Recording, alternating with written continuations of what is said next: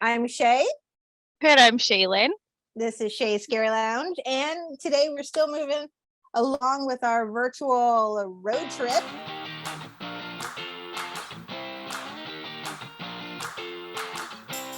And we are moving up into Pennsylvania, where we were visiting My Bloody Valentine for Valentine's Day. It couldn't have been more perfect. Right? I knew we had to pick something Valentine related, and I was like, oh no, because the original My Bloody Valentine, I believe, takes place in Canada. Or it's a fictional town, but it was filmed there. No, Nova Scotia. Oh, I'm way off. Okay, so then I looked up this one. What? Well, it's not Pennsylvania. Way off. Well, no, yes. Samsonite. I was way off. But with this one, I happened to look it up, and yes, they're in the fictional town of Harmony, Pennsylvania, but it did film in Pittsburgh, so it fits. Because driving to and from California to New York, I have been through Pittsburgh, so it all makes sense now. Perfect. Right on the map, heading to Iowa. Do you think I have not seen this before? This remake.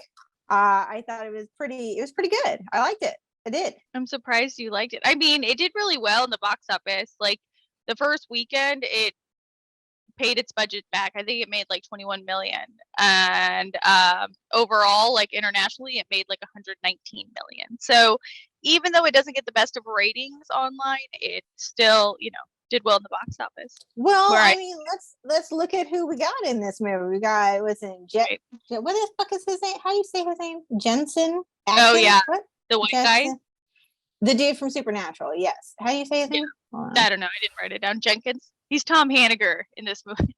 So for all intents and purposes, Tom Hammer. Yeah, he's Tom. He will be Tom from now on. Jenkins. Hold on. It's Jensen is his first name. Oh.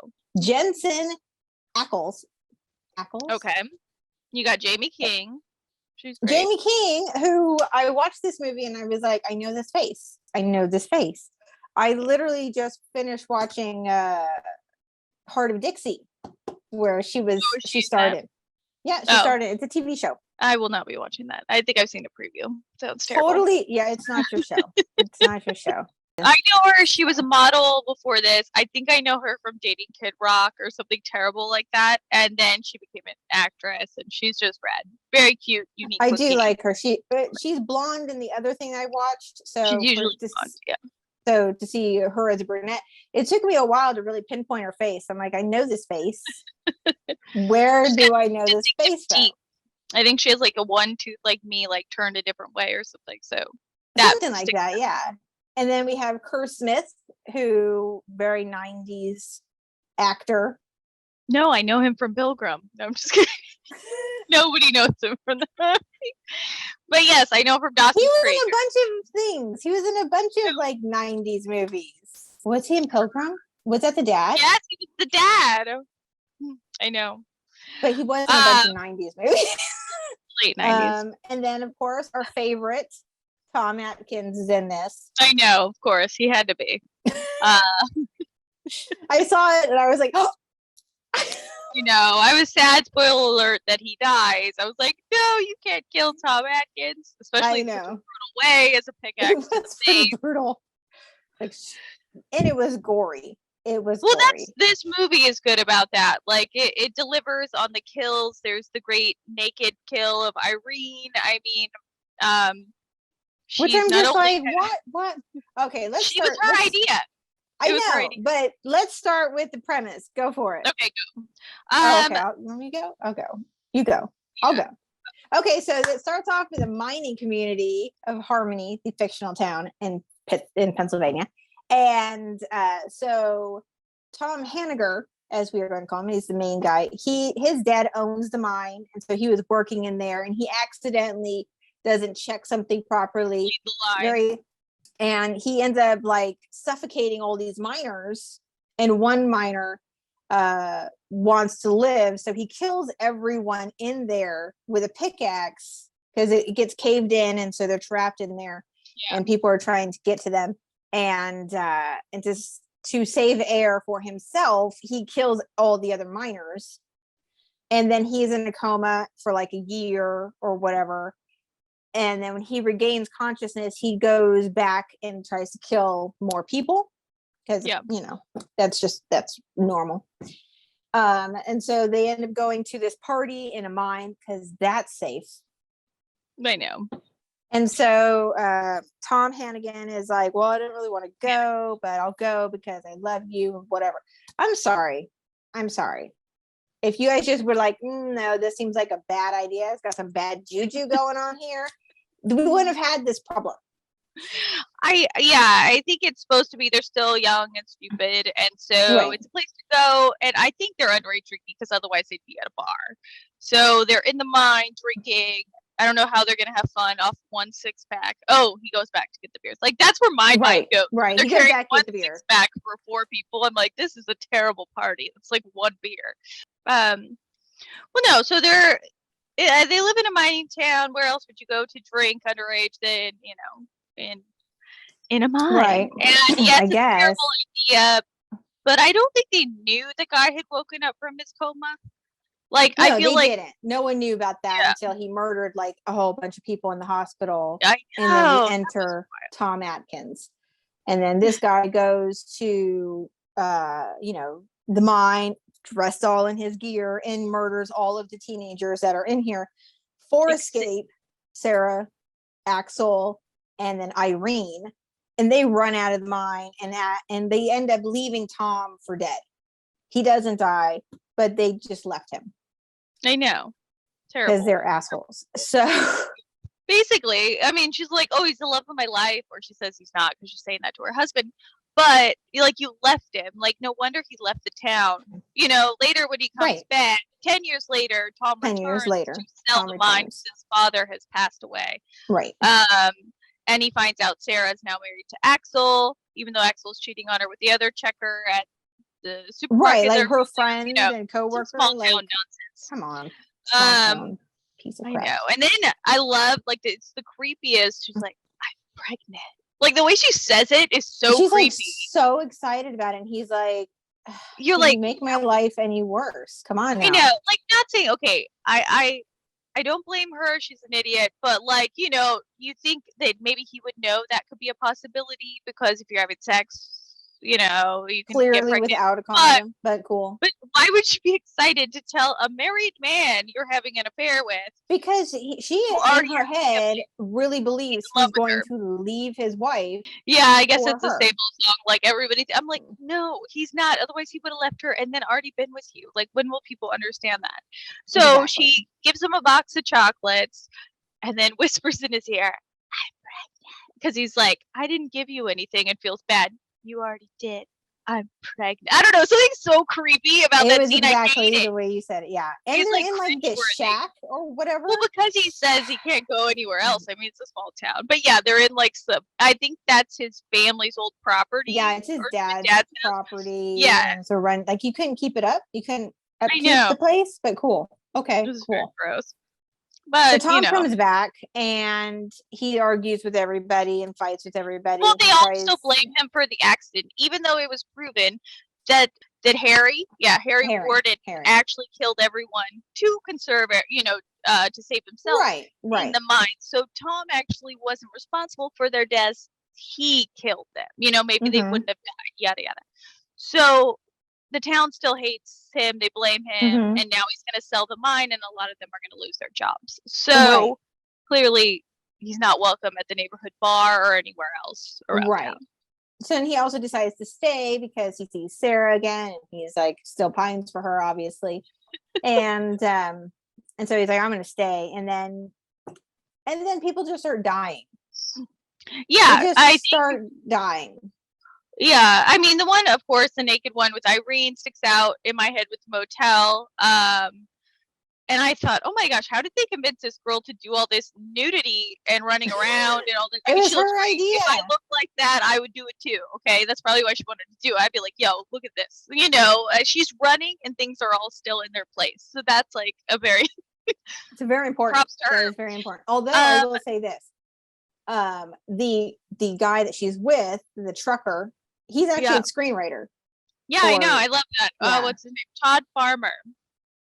So people thought he wrote it in so he could be naked, she could be nude, and he's like, no, that was her idea. Like, Yeah, that's her idea. She did that. She's like, what? I've got the goods. Show this shit off. He's also in Jason X. He plays somebody. I have it here. Oh, he's the role of Dallas in Jason X. So, he likes to pop in there. He co-wrote this movie with Zane Smith. So, I don't know. At first, I hated him. Knowing he's a cinematographer, I don't hate him as much. But that character, he's like videotaping her secretly. I know, super creepy. Then when he's like, I don't even want you anyway. Like, he's so brutal. I wish the gun was loaded and she would have like shot him. Like, right. But he dies. Harry kills him. Jumps out of his truck there, kills him. She takes not Harry. Yeah, Harry. Oh, right. It's Tom. But yeah, I guess spoiler alert. We don't know that yet. Yes, right. Which was a good twist on the ending, because if people it was original, Axel's the killer in the original. Right. So I thought it was going to be him. I was actually hoping it could be him because I like Tom more than Axel. Yes, and I hated Axel. He was a dick, but whatever. So the girl runs back into the hotel and finds a place to hide, right? Okay. Here's my problem. Isn't the naked part. My problem is you watch this person kill this poor defenseless like innkeeper, okay? Yeah. And then you go, have you not figured this out? You don't talk. You had a good spot. You had a good hiding place. Just.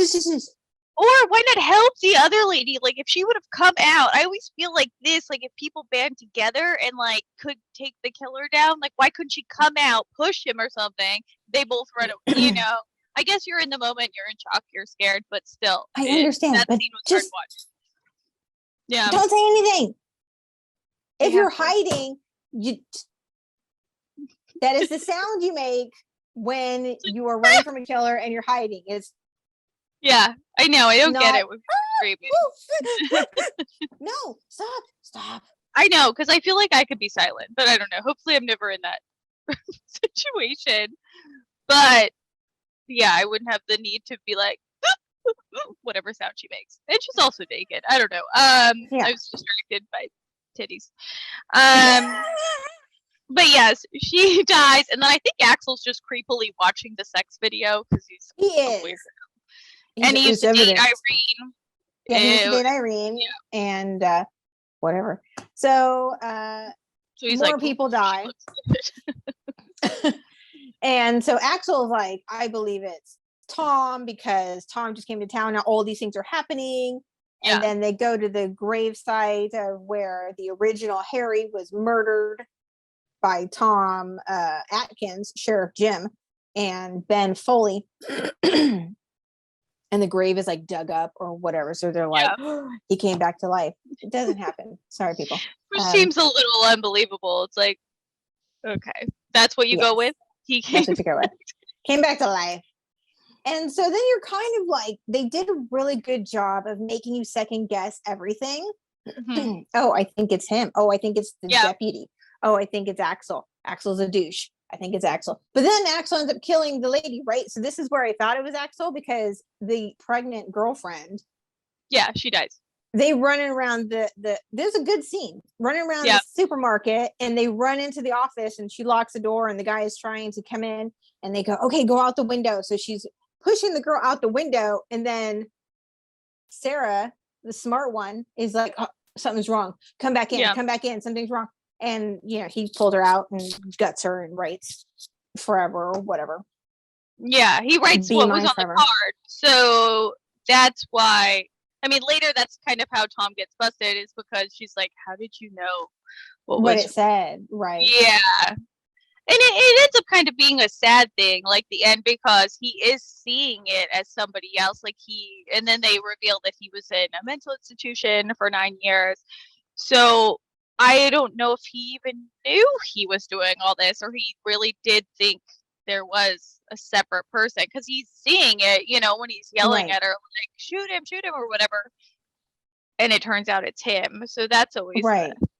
the sad part. It is a very sad one. Although I gotta be honest, I get bothered when they throw it out there as, oh, well, he was in a psych ward. I know. Okay, it's just always because someone was in a psych ward doesn't mean they're a murderous, I crazy know. person. Well, that's been a long thing in horror movies, and the people have been fighting about that too, is because it gives a very negative. Like, then you don't want to ever seek mental help, because then you're like, oh, people are gonna think I'm a serial killer or something, when it's not the case. You're gonna be a serial killer if you don't get mental help. Exactly. And he went So crazy anyways, because he already had the guilt of all those deaths beforehand, and then a year later being like seeing all the crazy deaths of Harry killing all of the teenagers and then attacking him and almost being murdered. So yeah, he was like, although I did find it interesting when he was talking to Ben, and he's like, your dad couldn't find you, and he goes, if he wanted to find me, he could have found me, right? Because you were in one spot for like 7 years, so you didn't leave. You were in one spot at the mental institution. Yeah, it's not like he ran on this, he was on the run or something. He was somewhere else. So yeah, they're completely right in that. Yes. I had a question, and maybe you know the answer, because I Googled it, and it goes back to the beginning, the bleeding the lines. Does that just mean emptying them? What does that mean? Like, that's what he didn't do, because you take the air out. Right. Bleeding the lines means you're clearing it out. Whether that means like with liquid, or if that means like with the air, but it's making sure that it goes out so that way it's clear. And so apparently he did not do that. What is he doing with mines? Like, apparently he's supposed to bleed the methane, because it's a gas that is caused that builds up in the mine. And so the line is supposed to go through, and he's supposed to make sure there's no obstructions. He did not do this part. So everyone was suffocating. Everyone was suffocating. It ended up causing a collapse of the mine. Got it. And then everyone was going. Yeah, I actually love the way they do that intro with all the newspaper articles. I love that intro. That was a good one. Yes. Because it wasn't normal, like just showing you an article. Like, it was engaging, and it had the news also being read. Like, I don't know. I really liked the intro. No, I did like it. That kind of got me to like the movie right away. It's 2009. Exactly. So I was like, oh, I like this. Or, it seems still like a new horror movie, if that makes sense. Right, like, nothing's terribly outdated in it, except I don't know if they have cell phones. Yes, there is a cell phone in there, because she's talking on the phone to Axel, and and he warns her, because Tom is taking Sarah to Axel's family's house or whatever, where he's been, boning the one girl. To show her, like, oh, it's Axel, look, I want to show you. But he had planted all these things in there. The heart. And so she ends up all of the heart boxes, because what he's been doing is sending a physical heart to each person, to like the sheriff or to random people, in a heart box. So romantic. I think the chocolates are still in there. Who said romance is dead? I mean, really, who says that? It has death involved, but yeah, it does. It's just, I will rip my heart out and mail it to you. Let's see. Interesting fact: it's the first R-rated 3D movie ever. Yes. Which seems odd to me. I was like, wait a minute, Jaws 3D? I guess that was PG-13. It was PG-13. All of speaker and resume. I was like, did you fall down? Where did you go? Down a mine. I fell down a mine. So how many hearts would you give it? Yeah, I was gonna say, how are you measuring? But real human hearts. Oh, yes. How many real human hearts in boxes would you give? I don't know. I'm gonna say, God, I wish there was a different scale. Because I gave last week's Chud 3.5, and I want to give this like a 4. Yeah, I'm gonna say 4. It's very watchable. I say 3.5. I say 3.5. That's what I go with. Or steady, like you're always 0.5 or behind me, unless it's Scream. 5 out of 5. But yeah, I recommend people watch this and the first one. From 81. Mm-hmm. Yeah. So happy Valentine's Day, everybody. Yay! Shealyn is all dressed up in Valentine's Day gear, and I am Nope. And bloody. Nope. Yeah. I know I have my little, my lovely Yeah. Good. You Dorito. did. At least you have your glitter Did life. something. I have something. Yeah, Yes. that made you Valentine. So follow us on Facebook, follow us on Instagram. If you were watching on YouTube, like, subscribe, share, hit the bell. Leave a review. If you're listening on iTunes or Spotify, leave a review, because I think that helps other people find us and listen to us and all the other fun jazz. So whatever. Until next time. Bye. Happy Valentine's Day.